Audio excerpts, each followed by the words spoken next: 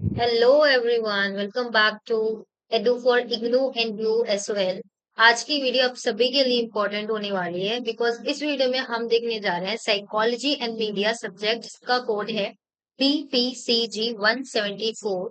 ये आपके exam point of view से वीडियो बहुत इंपॉर्टेंट होने वाली है बिकॉज जैसा कि आप सभी को पता है हम प्रीवियस क्वेश्चन पेपर को डिस्कस करते हैं और उनमें से जो क्वेश्चन रिपीटेड होते हैं उनकी सॉल्यूशंस को देखते हैं हम ताकि वो उनके क्योंकि उनके एग्जाम में आने के चांसेस और भी ज्यादा बढ़ जाते हैं। तो इस वजह से ये वीडियो अपने आप में इम्पोर्टेंट हो जाती है। तो चलिए आज की वीडियो शुरू करते हैं। तो सबसे पहला क्वेश्चन जो था जो रिपीटेड है बार बार एग्जाम में पूछा जाता था वो वो ये था जिसमें आपको सबसे पहले एक्सप्लेन करना था द टर्म सोशल मीडिया क्या होता है। इल्यूसिडेट the influence of media and social media on human cognition and behaviour. तो ह्यूमन के बिहेवियर पे जो सोशल मीडिया है, इंटरनेट है, मीडिया है, उसका क्या असर पड़ता है। जो टर्म है सोशल मीडिया वो आखिरकार है क्या, वो सारी चीजें आपको यहाँ पे बता देनी है।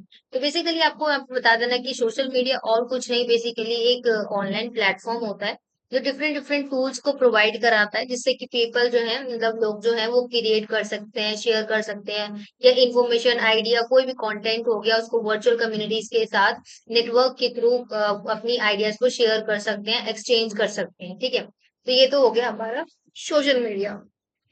सॉरी। तो सोशल मीडिया का इन्फ्लुएंस क्या है बेसिकली, तो सोशल मीडिया जो है ह्यूमन पे बहुत ज्यादा इन्फ्लुएंस डालती है जैसे कि आप सभी को पता होगा। उसके बिहेवियर में बहुत ही प्रोफाउंड तरीके से इसका रोल प्ले होता है।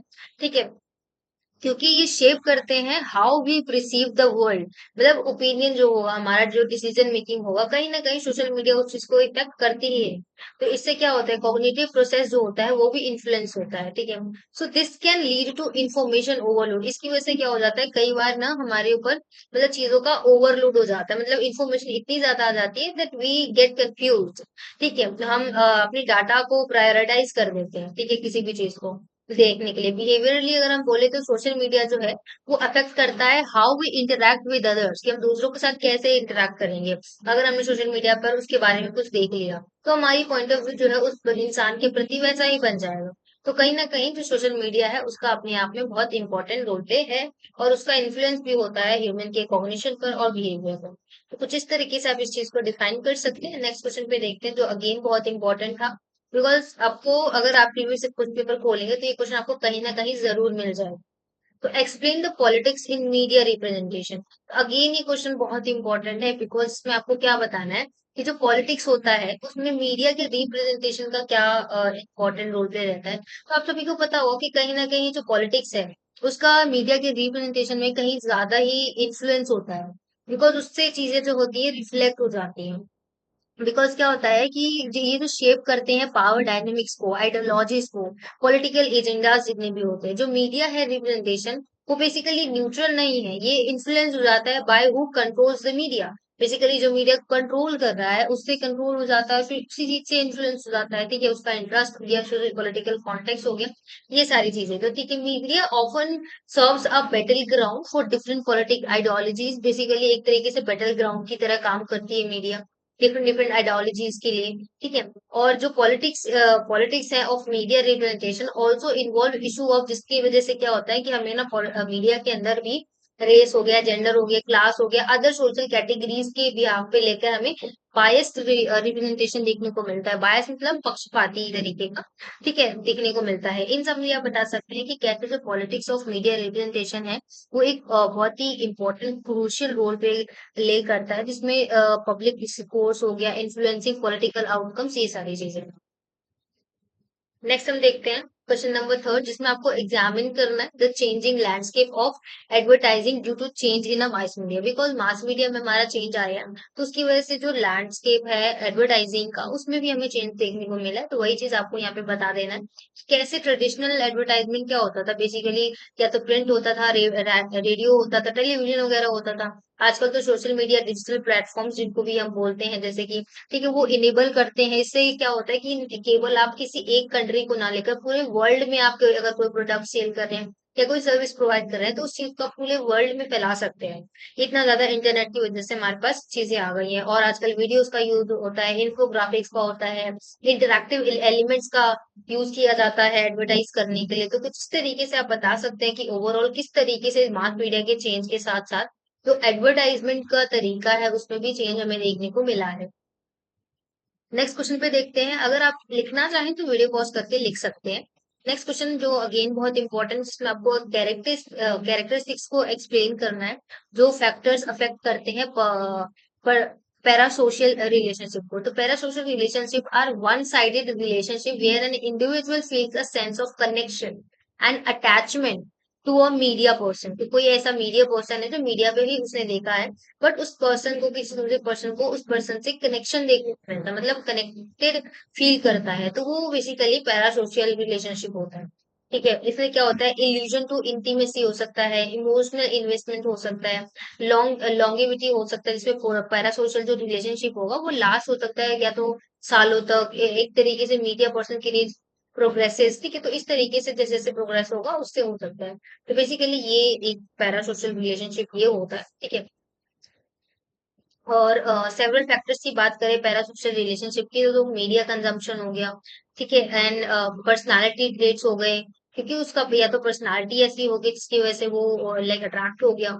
प्रिसीव्ड ऑथेंटिसिटी, कंटेंट टाइप भी कैसे इंगेजिंग, और जो नैरेटिव ड्रिवन कंटेंट है सच है, जैसे कि टीवी हो गया, टीवी शोज होते हैं, पर्सनल ब्लॉग्स होते हैं, आपको देखते होंगे कि पर्सनल ब्लॉग के साथ लोग बहुत ज्यादा कनेक्ट करते हैं।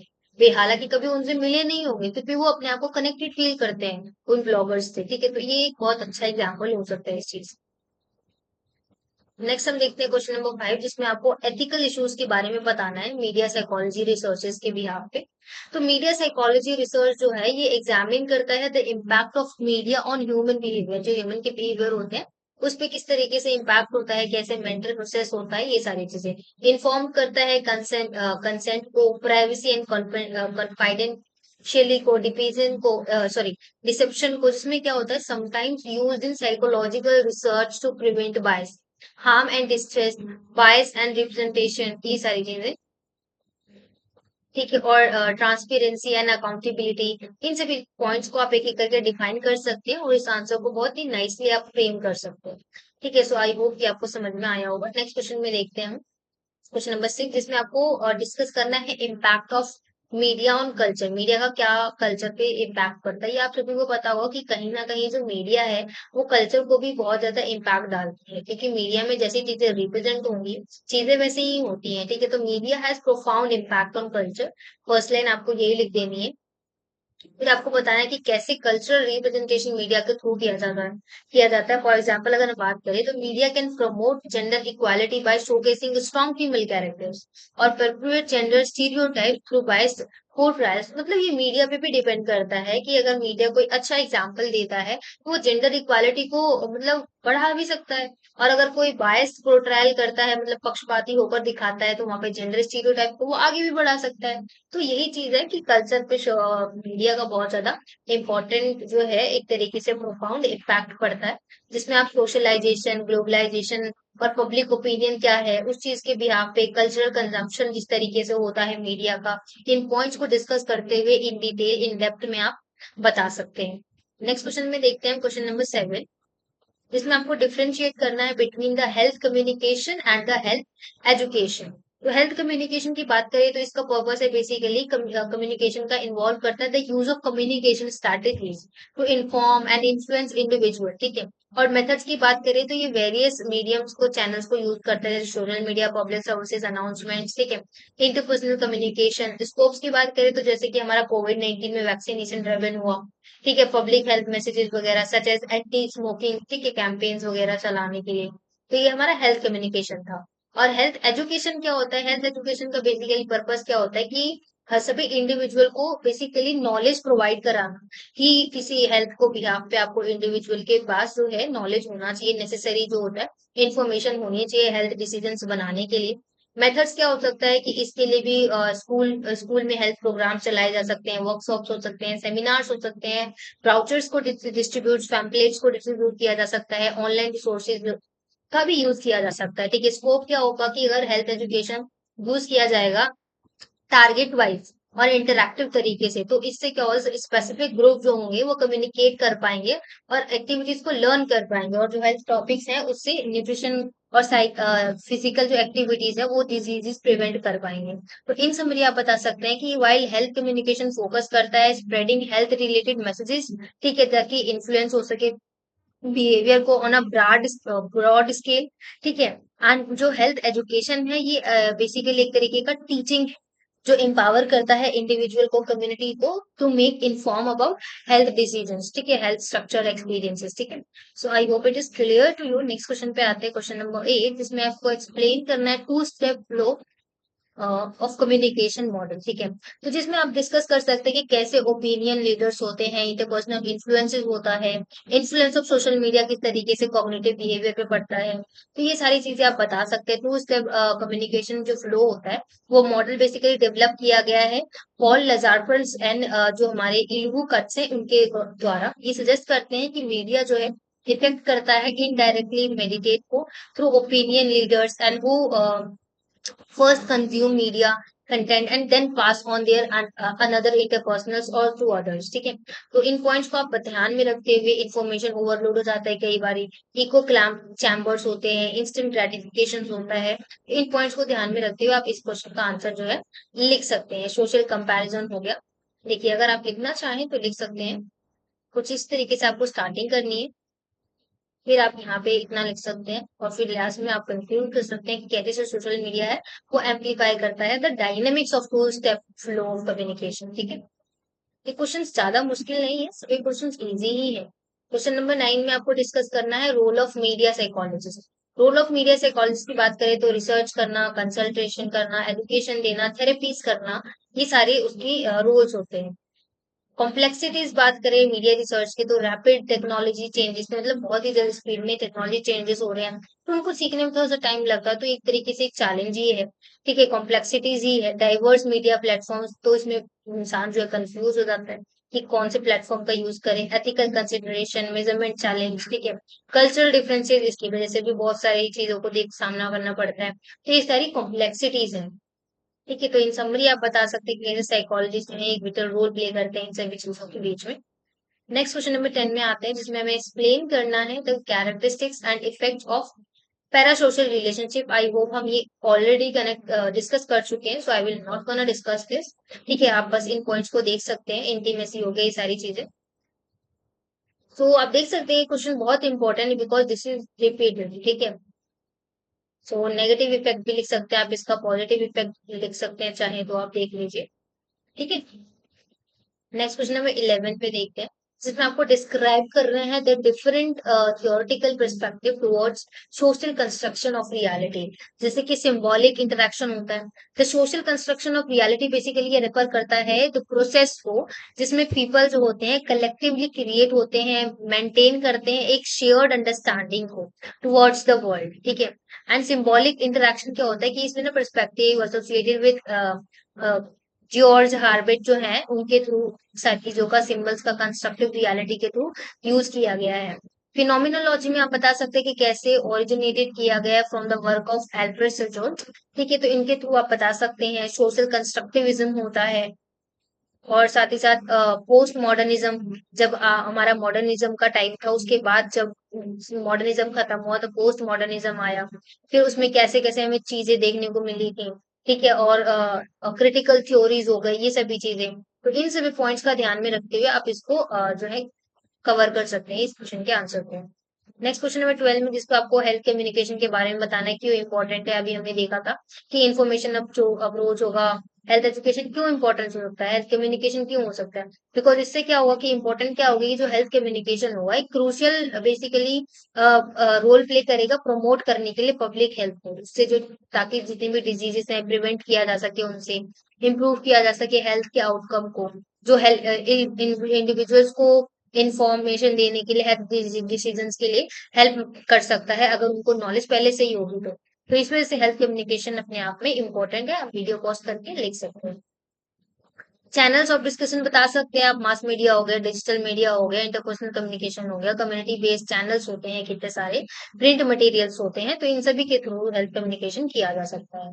नेक्स्ट क्वेश्चन नंबर 13 पे आते हैं, जिसमें आपको थ्योरेटिकल एक्सप्लेनेशन देना है of media violence. Media violence क्या है basically, such as social learning theory by L, जो हमारे एल्बर्ट बंडरा है वो एक्सप्लेन करते हैं कि हाउ जो मीडिया वायलेंस है वो इन्फ्लुएंस करता है ह्यूमन के बिहेवियर को। This theory suggest that individual, specifically जो चिल्ड्रंस होते हैं, learn behaviours by observing and imitating others. Obviously आप सभी को पता है कि बच्चे कहाँ से सीखते हैं, दूसरों को ऑब्जर्व करके, दूसरों को कॉपी करके, है ना। तो इस वजह से ये चीज जो है बेसिकली चिल्ड्रन को भी, जो अगर वायलेंस होगा मीडिया में, जैसे कि डिबेट्स होते हैं उसमें बहुत सारे अग्रेसिव तरीके से चीजें होती हैं, तो वो एडिशनली जो है ये जर्नल अग्रेसिव अग्रेशन मॉडल को जो है इम्पैक्ट करते हैं, और ये सारी चीजें सोर्सफुल हो जाते हैं। तो over the time these cognitive and जो इमोशनल चेंजेस हैं ये रिजल्ट कर सकते हैं, इंक्रीज कर सकते हैं अग्रेशन को, वायलेंस बिहेवियर को इन रियल लाइफ ऑल्सो। ठीक है, तो ओवरऑल जो मीडिया वायलेंस है बेसिकली एक इंडिविजुअल के परसीव के लिए, रिएक्ट के लिए, वर्ल्ड को कैसे वो देखता है अराउंड देम, वो उसको बहुत ज्यादा अग्रेसिव बिहेवियर भी बना सकता है। क्वेश्चन नंबर 14 में आपको बताना है steps in designing and effective advertising program. अगर आपने कभी कुछ डिजाइन किया होगा तो आपको पता होगा कि उसमें कितनी सारी चीजों का हमें ध्यान रखना पड़ता है।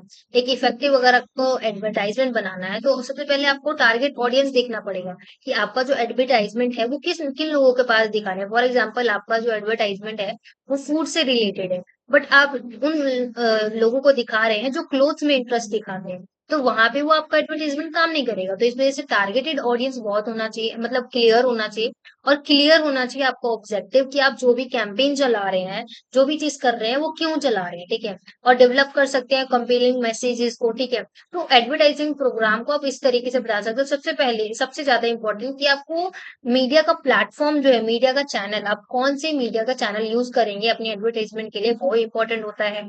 ठीक है, और आपका एडवर्टीजमेंट बहुत आई कैची बना हुआ होना चाहिए ताकि उसको देखते ही कोई भी इंटरैक्ट हो सके। ठीक है, और उससे क्या हो कि जो भी आप अगर कैंपेन चलाएंगे, जो भी एड रन करेंगे या प्रोग्राम बनाएंगे, तो उसमें लोग ज्यादा से ज्यादा एंगेज हो सके, ऐसे ही एड आपको बनानी है। और उसको आपको मॉनिटर करते रहना है कि क्या चीज हो रही है, अगर कोई डेवलपमेंट हो रही है तो किस किस वजह से हुई है, अगर कोई गिरावट आ रही है तो किस वजह से, उसको आपको ठीक करना है, इवेलुएट करना है। तो इन सभी पॉइंट्स का आपको ध्यान रखना है इफेक्टिव एडवर्टीजमेंट बनाने के लिए। ये आप अपने, जब आप अपने नोटबुक्स वगैरह में बनाते हैं तभी भी आप इन पॉइंट्स का ध्यान रख सकते हैं। बिकॉज अगर आप पैम्पलेट भी बनवाते हैं तो उन पैम्पलेट को अगर आप टारगेटेड ऑडियंस में नहीं बांटेंगे तो वो तो as a waste, as a dustbin में ही चला जाएगा ठीक है, कूड़े में, तरह कूड़े में। ठीक है, तो उसी तरीके से आपको नेक्स्ट क्वेश्चन नंबर 15 में आपको बताना है use of media as a teaching aid. तो वीडियोस बेसिकली डॉक्यूमेंट्रीज हो सकते हैं। जो डॉक्यूमेंट्रीज होते हैं वो लोगों को वो बहुत ज्यादा पसंद होता है देखना। ठीक है, एजुकेशनल जो सॉफ्टवेयर होते हैं, ऑनलाइन प्लेटफॉर्म्स हो गया, पॉडकास्ट हो गया, ऑडियो बुक्स हो गए, सोशल मीडिया हो गया, वर्चुअल रियलिटी जिसको वीआर भी कहते हैं, ठीक है, और इन्फोग्राफिक्स होते हैं, विजुअल एड्स होते हैं, उनसे भी कई बार जो हमें टीचिंग का मेथड जो है मिल जाता है। और हम एजुकेशन आज के टाइम पे हम कहीं से भी एजुकेशन गेन कर सकते हैं। जरूरी नहीं है कि कोई इंसान अगर स्कूल जाएगा तभी ही एजुकेशन मिलेगा। आज का टाइम ऐसा आ चुका है कि आप एजुकेशन घर बैठे बैठे भी ले सकते हैं और सारी इंफॉर्मेशन गैदर कर सकते हैं। तो इन पॉइंट्स का ध्यान में रखते हुए आप इस तरीके से अपना आंसर फ्रेम कर सकते हैं। नेक्स्ट क्वेश्चन नंबर 16, जिसमें आपको एक्सप्लेन करना है relationship between media and psychology. इसमें आप बता सकते हैं, बिकॉज ये सब्जेक्ट का नाम ही ऐसा है, तो आपको ये क्वेश्चन तो जरूर ध्यान रखना ही रखना है। तो साइकोलॉजी जो है और जो मीडिया है वो बेसिकली बहुत ही इंटरट्विन्ड है एक दूसरे के साथ। ठीक है, बिकॉज मीडिया जो है वो इन्फ्लुएंस करती है ह्यूमन थॉट्स को, इमोशंस को, बिहेवियर्स को, ऑफ कोर्स। तो इस वजह से मीडिया और साइकोलॉजी का अपने आप में बहुत ही ज्यादा कनेक्शन है। फॉर इंस्टेंस अगर हम बात करें, media can shape people's perception towards anything, ठीक है, towards any perspective through the content they are consuming, because जो कंज्यूम, वो कंटेंट दिखाएंगे जो हम कंज्यूम करेंगे, हमारा पर्सपेक्टिव वैसा ही बनेगा। ठीक है, जैसे कि न्यूज रिपोर्ट्स हो गया।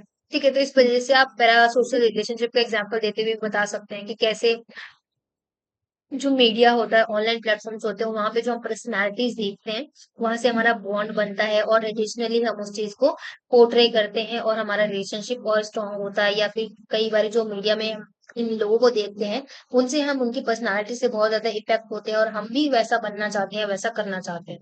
तो पैरा सोशल रिलेशनशिप का भी एग्जाम्पल आप यहाँ पे बता सकते हैं।